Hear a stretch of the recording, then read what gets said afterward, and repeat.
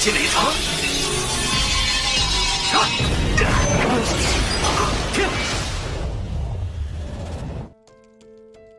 Halo gengs, balik lagi dengan Bang Panjul si pendongeng handal, dan dimanapun kalian berada, Bang Panjul akan selalu mendoakan, agar kita semua dalam keadaan sehat, dan dicukupkan rezeki serta kuota internetnya.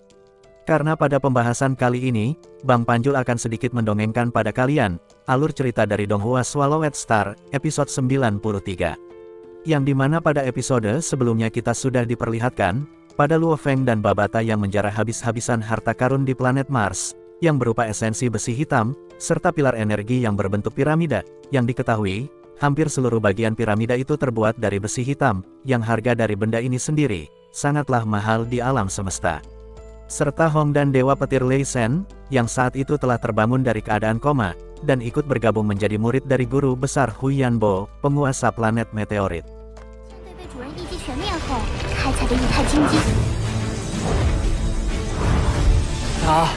我们搜刮了多少？关主，谢谢你。雷神，磕头拜师吧。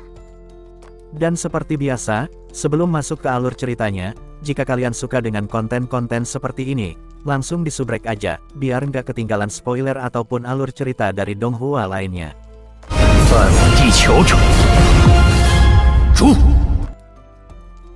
Di awal film diperlihatkan dengan Luo Feng yang berlatih menggunakan perangkat berupa ruang gravitasi, yang tekanannya 2000 kali melebihi gravitasi bumi, dan diawasi langsung oleh Babata, yang saat itu bertugas untuk menghitung tingkat kekuatan Luo Feng, yang juga mengonsumsi kristal muya sebagai sumber energinya.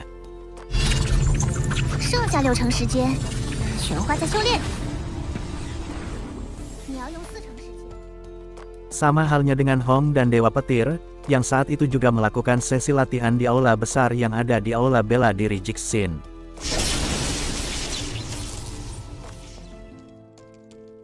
Setelah beberapa lama berkultivasi, 3 preman terkuat bumi itu pun memutuskan untuk pergi berburu monster, ataupun melakukan duel 1 lawan 1, untuk menguji kemampuan dan kekuatan bertarung mereka.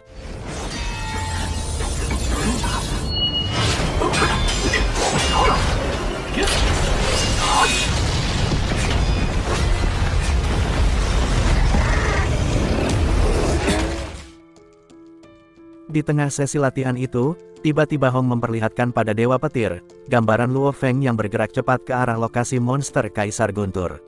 Melihat Luo Feng yang ingin mendahuluinya, si botak yang memang dari awal sudah mengincar monster Kaisar itu sebagai bahan latihannya pun langsung menyusul Luo Feng, karena tak mau buruan besarnya itu diambil oleh Luo Feng, yang saat itu telah berhadapan langsung dengan monster Kaisar Guntur.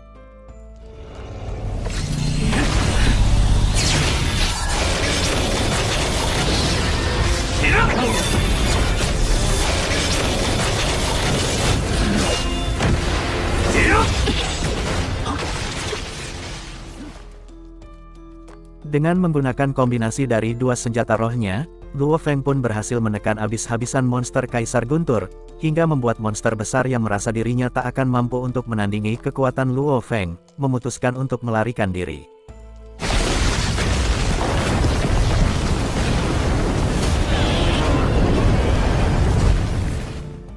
Namun sayang, semua usahanya sia-sia. Dengan menggunakan kemampuan rohnya, Luo Feng mengangkat beberapa puing gedung, yang langsung dilemparkan ke arah monster tersebut.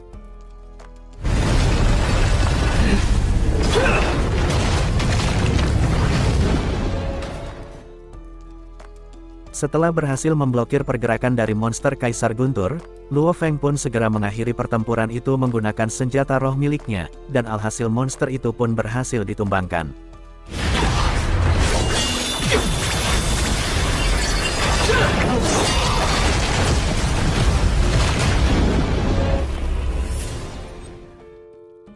Saat tiba di lokasi pertempuran, Dewa Petir tampak geram, karena faktanya, saat itu Luo Feng telah membunuh 2 monster tingkat Kaisar, yang salah satunya adalah monster Kaisar Gurita yang sebelumnya juga telah menjadi incarannya, membuat si botak itu tak bisa menguji kemampuan bertarungnya. Dan alhasil, si botak Lei Shen yang sudah sangat geram pun mengundang Luo Feng untuk melakukan duel 1 lawan 1, dan tantangan itu pun langsung diterima oleh Luo Feng.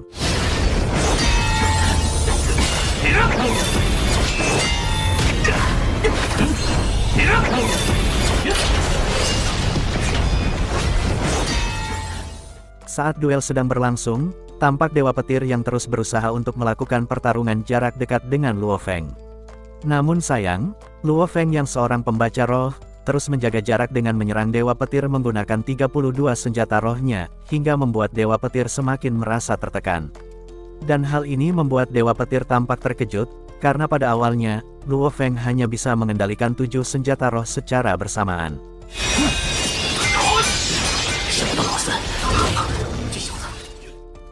Mendapat tekanan seperti itu, akhirnya Dewa Petir pun mulai bertarung serius dengan melepaskan domainnya.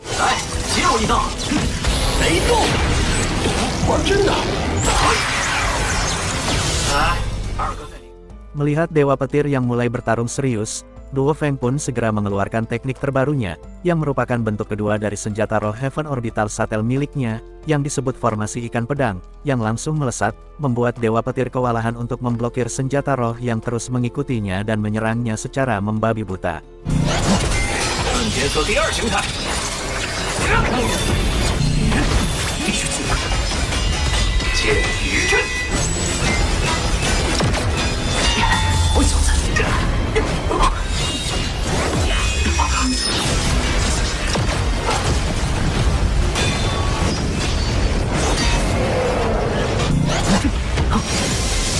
Dan tepat saat pedang ikan itu akan menusuknya, Dewa Petir pun menyatakan bahwa dia menyerah, dan hal itu membuat Luo Feng segera menghentikan serangannya. Kalau terlambat sedetik saja, pasti Dewa Petir sudah dikirim di alam lain. Akibat dikalahkan dari juniornya, membuat Dewa Petir merasa frustasi. Karena bagaimana bisa, dia yang tingkat kekuatannya lebih tinggi, serta memiliki domain petir, tak bisa mengalahkan Luo Feng, yang tingkat kekuatannya lebih rendah dari dirinya. Melihat Dewa Petir yang tampak putus asa, Hong pun menyarankan pada Dewa Petir untuk berlatih lebih keras lagi, agar tidak tertinggal jauh dari mereka berdua. Lalu setelahnya, Hong pun mengajak Luo Feng untuk melakukan duel 1 lawan 1, untuk menguji kemampuan mereka.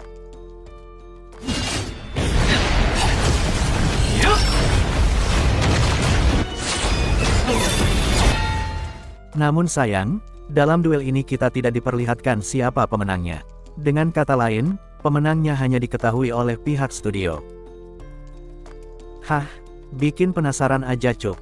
Setelah usai melakukan duel 1 lawan 1 untuk meningkatkan kemampuan bertarungnya, Luo Feng pun segera pergi ke tempat tersembunyi untuk meningkatkan kekuatan tubuh Golden Hornet Behemoth. Yang dimana saat itu, Luo Feng menggunakan besi hitam yang sebelumnya telah ia peroleh dari planet Mars, untuk meningkatkan kekuatan Golden Hornet Behemoth. Saat besi-besi hitam itu mulai diserap, tampak luas dunia internal milik Golden Hornet Behemoth yang mulai mengalami perubahan, hingga mencapai 40 km untuk tinggi dan lebarnya.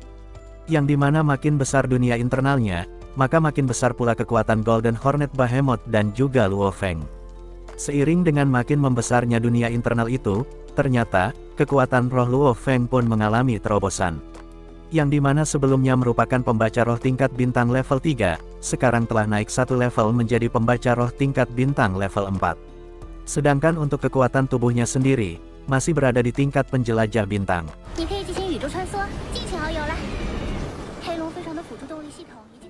Di sela itu Babata berkata, bahwa jika Luo Feng ingin melakukan perjalanan ke alam semesta, maka mereka sudah bisa melakukannya, karena saat ini pesawat X-81 Black Dragon Mountain telah sepenuhnya diperbaiki dan telah berada dalam kondisi maksimal.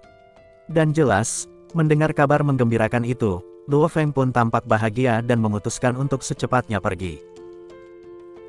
Singkat cerita keesokan harinya pun, Luo Feng segera berpamitan pada keluarganya, dan memulai petualangan pertamanya mengarungi alam semesta, dengan tujuan planet naga bertanduk, atau yang lebih kita kenal dengan planet bintang naga. Yang perjalanan ini sendiri akan memakan waktu selama 10 hari.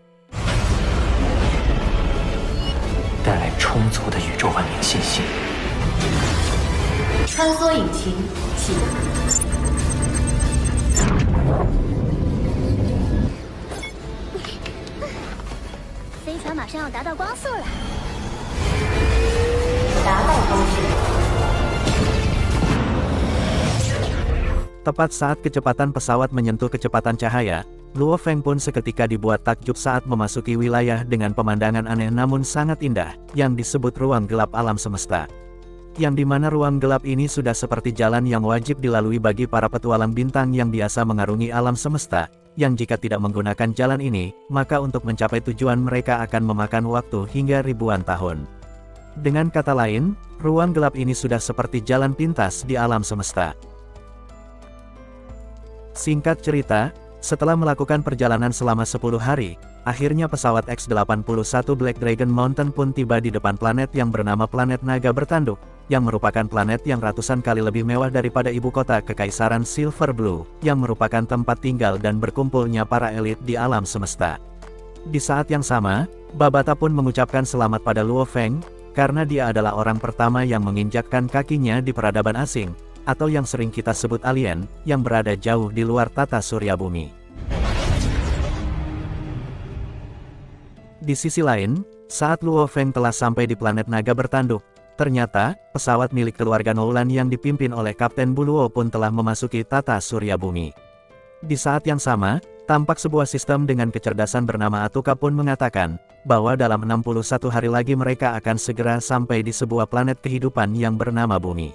阿图卡，距离第一颗生命星球还有多久？布罗舰长，驼雷5大1天后可抵达。很好，我来了。 Dan itulah guys, akhir dari pembahasan alur cerita Donghua Swallowed Star episode 92. Tapi sebelum mengakhiri video ini, kita akan sedikit melihat cuplikan dari episode 93, yang akan rilis Selasa nanti. Yang dimana dalam cuplikan ini, Luo Feng mulai mendaftarkan dirinya sebagai warga negara di alam semesta, atau lebih tepatnya di Kekaisaran Gunung Naga Hitam. Yang dimana dalam proses pendaftarannya ini, Luo Feng akan bertemu dengan seorang pemuda bernama Gao Shen Weidi, yang sangat tergila-gila dengan pesawat X-81 milik Luo Feng, yang ternyata adalah sebuah kapal antik di alam semesta. Bahkan, Gao Shen sampai berani memberikan penawaran dengan harga tinggi untuk pesawat X-81 tersebut. Oke gengs, sebelum menutup perjumpaan kita jangan lupa goyangkan jempol kalian, dan tekan juga tombol subrek-nya, biar nggak ketinggalan alur cerita menarik dari Donghua lainnya.